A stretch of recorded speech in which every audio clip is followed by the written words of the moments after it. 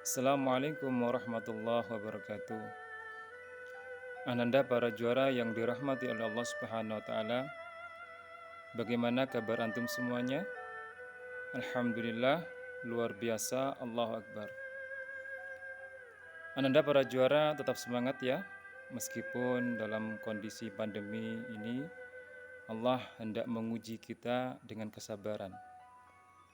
Dan buah dari kesabaran itu adalah pahala yang berlipat-lipat.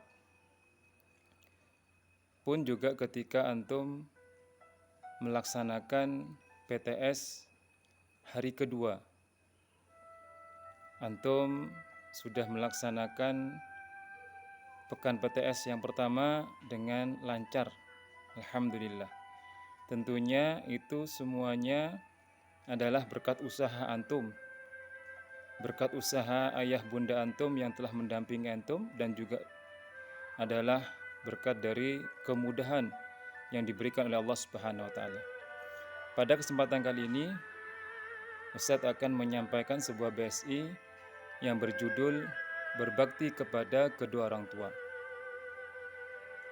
Ananda para juara yang dirahmati oleh Allah Subhanahu wa taala, antum tahu kan kisahnya bagaimana Qais Al-Qarni, kemudian Kilab bin Umayyah, kemudian setelahnya lagi adalah Sa'ad bin Abi Waqqas. Dan masih banyak lagi kisah-kisah para sahabat yang mereka itu ketaatannya kepada ayah bundanya sangat luar biasa. Bahkan kalau antum tahu bagaimana Uwais Al-Qarni yang berbakti kepada kedua orang tuanya, yaitu ibunya yang sudah tua renta, di usianya yang semakin tua, ibunya sungguh sangat luar biasa disayangi oleh Uwais Al-Qarni. Yang kedua adalah Kilab bin Umayyah, pun juga salah satu sahabat Nabi yang dengannya dia itu setiap pagi, malam, pagi lagi, dia senantiasa menyediakan susu untuk kedua orang tuanya. Namun suatu ketika Kilab bin Umayyah ini diperintahkan untuk berperang ya, tanpa dia itu berpamitan kepada kedua orang tuanya. Dia hanya mencari mencari budak atau pembantu untuk menyediakan mengambilkan susu untuk kemudian diberikan kepada kedua orang tuanya.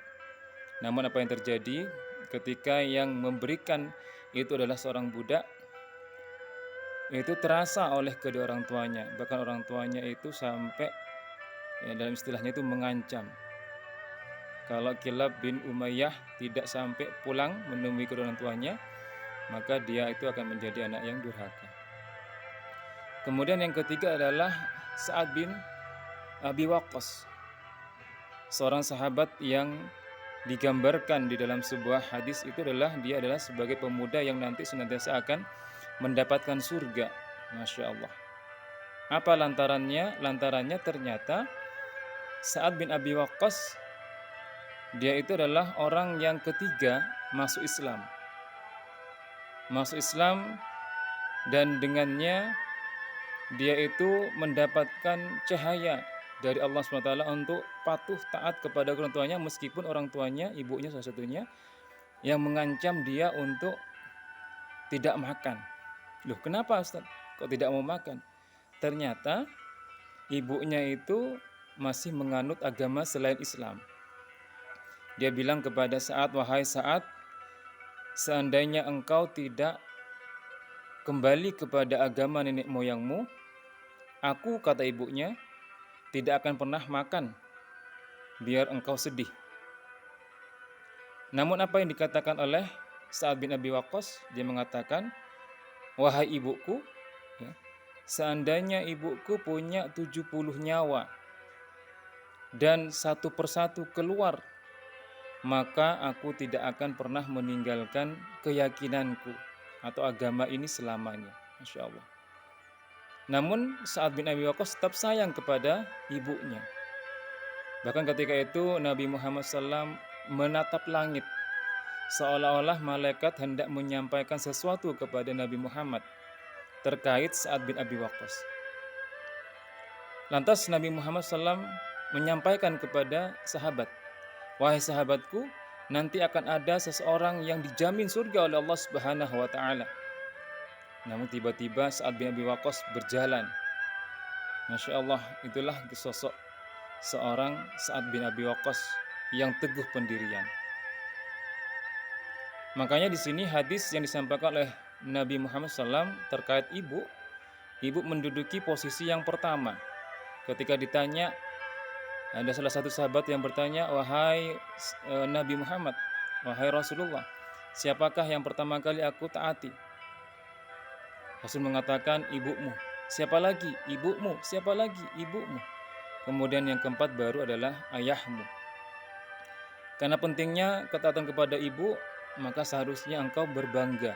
Kalian berbangga mempunyai ibu yang baik hati, mempunyai ibu yang penyayang, mempunyai ibu yang sangat-sangat mencintai engkau, mencintai antum semuanya. Apapun keinginan kalian engkau dibelikan.